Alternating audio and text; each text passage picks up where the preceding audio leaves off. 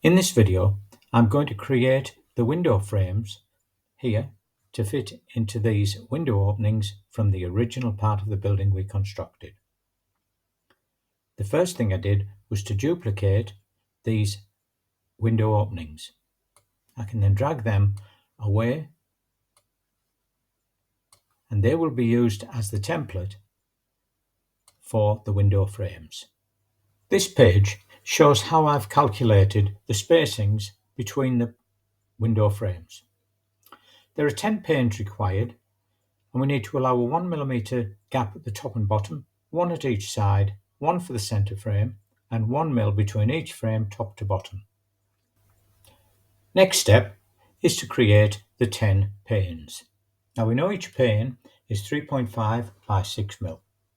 So we simply draw a box,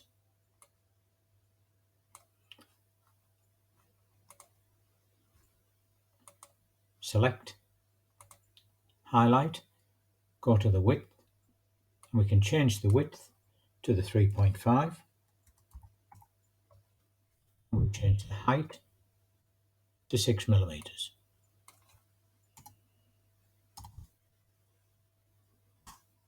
That is one pane. Now what we need to do is to duplicate that so that we have 10 of them. Easiest way, click on there, duplicate, and move.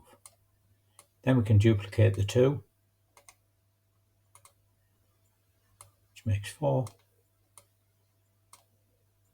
Duplicate again, 8, and pick on 2, duplicate. We now have the 10 panes.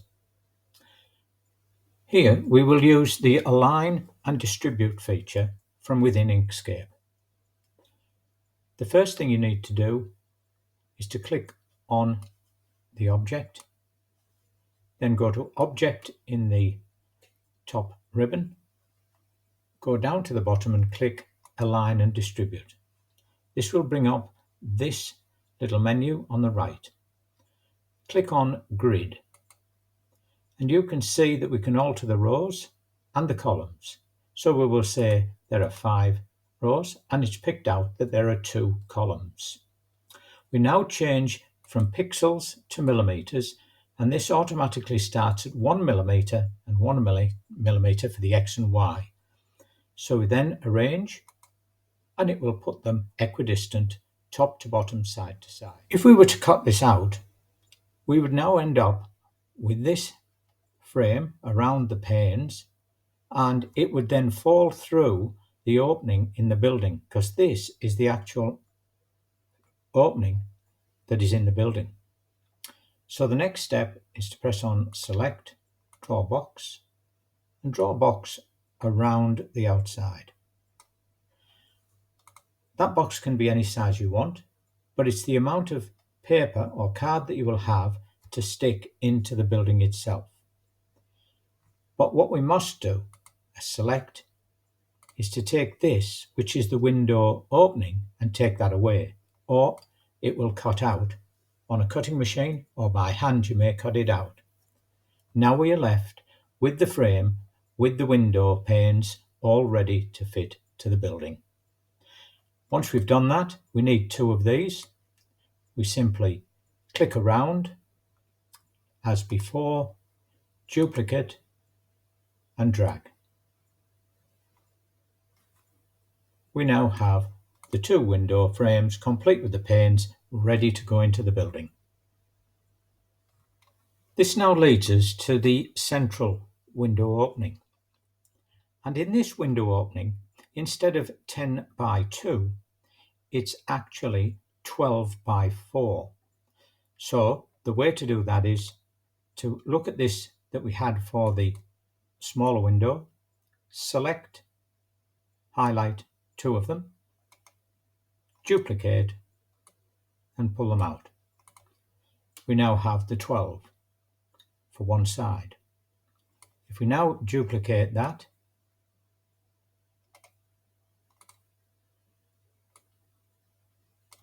we now have enough window panes for that opening.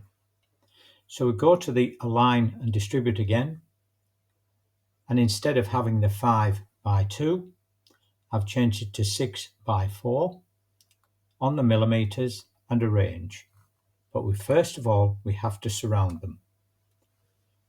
Click Arrange, and they're in place. Now we will find that these window panes are slightly smaller, or should be, than the previous. So let's try that in place. And as you can see, it's too wide and too tall. It should finish about here for height, and as you can see, it's very tight on the sides as we wanted 1 millimeter. What we'll do now is to take half a millimeter off the width, and we'll take 1.5 mil off the height. Now the way to do that, the easy way, is to click on the main window opening and take it away. Surround all the panes. Now just go to the top, change the width to 17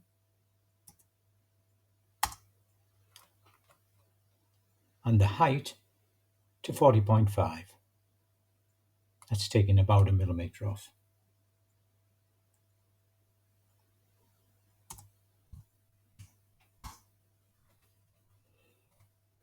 We'll now try it in its place. Again, surround it and move it in. And there we can see that this finishes perfectly there and leaves us with the space around.